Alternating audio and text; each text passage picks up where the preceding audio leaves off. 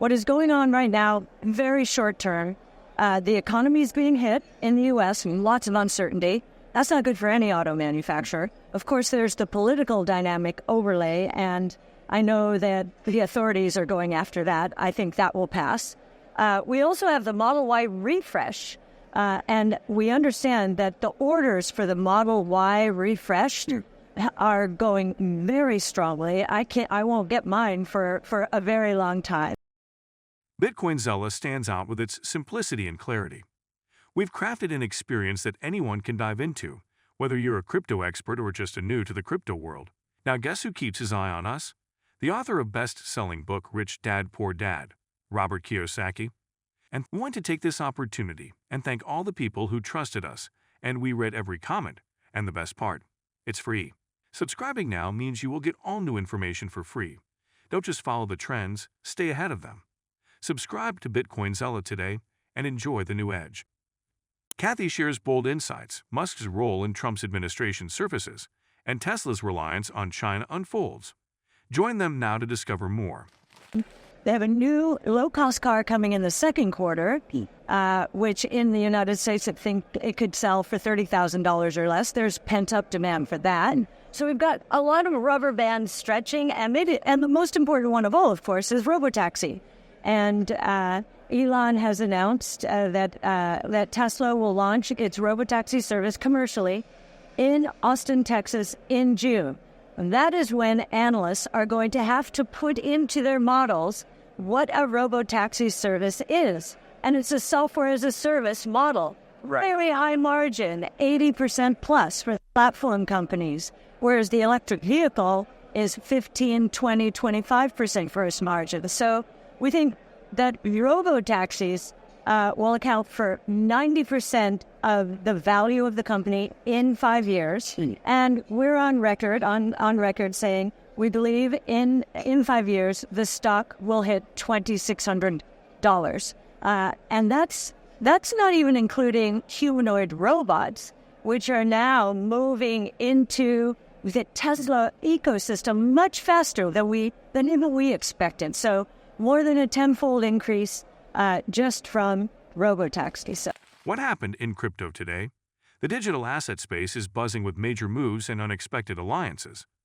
Binance froze the proceeds of a market maker who offloaded 66 million Move tokens, netting $38 million in Tether. The Movement Network Foundation, which recovered those funds, now plans to buy back Movie tokens over the next 3 months. Trump Media announced plans to work with Crypto.com on Made in America Exchange-Traded Funds, ETF. Slated for release later this year, these offerings aim to reach users in the United States, Europe, and Asia. The collaboration could open new doors for investors exploring politics and digital assets. Meanwhile, DeFi lender Nostra paused borrowing on 2 liquid staking tokens after discovering a critical price feed error. By suspending XSTRK and SSTRK lending, Nostra hopes to protect users from liquidations. This swift response underscores the vigilance and rapid changes at play in decentralized finance. Every day, crypto showcases its resilience, unpredictability, and potential to reshape traditional finance in real time. This is one reason the stock is down 50%. It's been cut in half.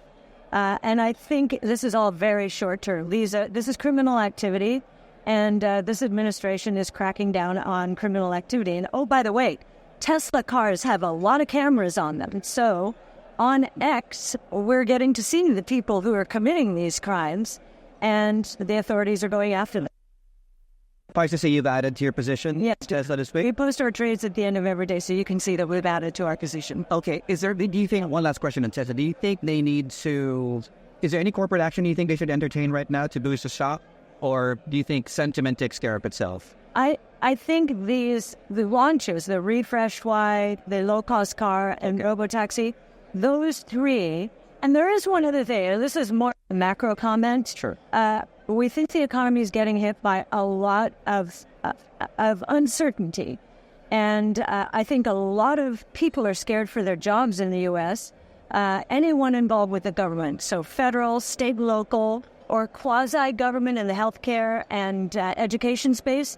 That could be as much as 30% of the labor force in the United States. And then we've got AI as another layer of uncertainty, we're seeing middle management teams actually being let go because of the productivity gains associated with AI. Their bosses can handle more and more and more over time. So that's another source of uncertainty, but we think that is going to play out positively longer term. Technology and breakthroughs in technologies are always associated with new jobs that we can't even imagine. Right.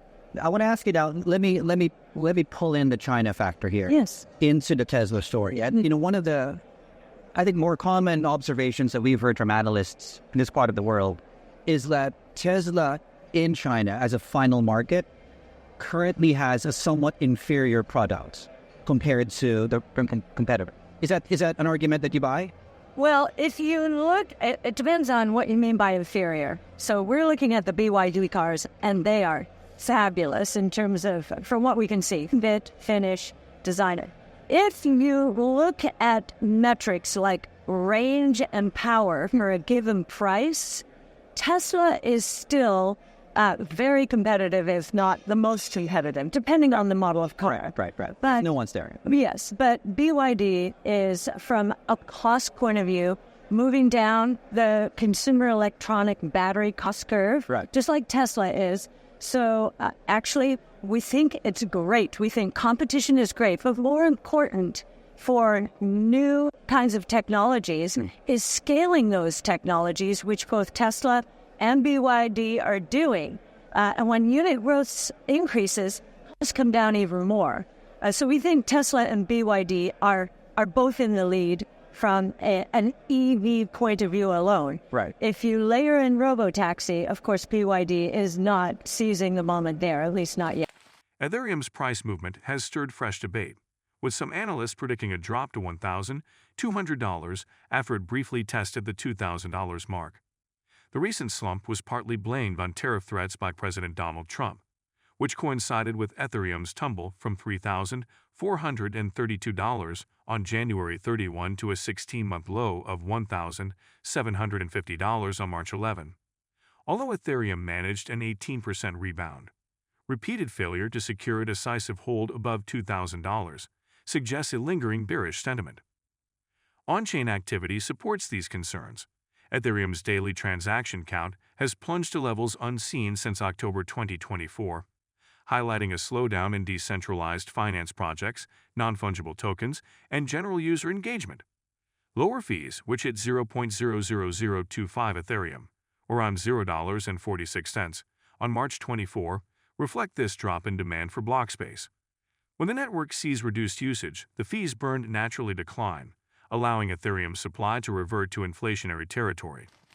The return of inflation has been evident since April 2024, reversing the deflationary trend established after the merge in September 2022. Data from Ultrasound Money shows the annual Ethereum supply growth climbing back to 0.76%, which translates into significant daily issuance overshadowing the current burn rate. This increase in supply is particularly notable as fees remain low, meaning fewer tokens are removed from circulation. On the technical front, Ethereum's daily chart reveals a bear flag pattern that could drive prices to $1,230.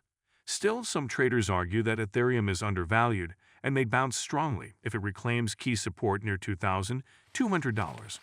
Only time will reveal whether this downturn marks a temporary setback or the prelude to a more protracted decline.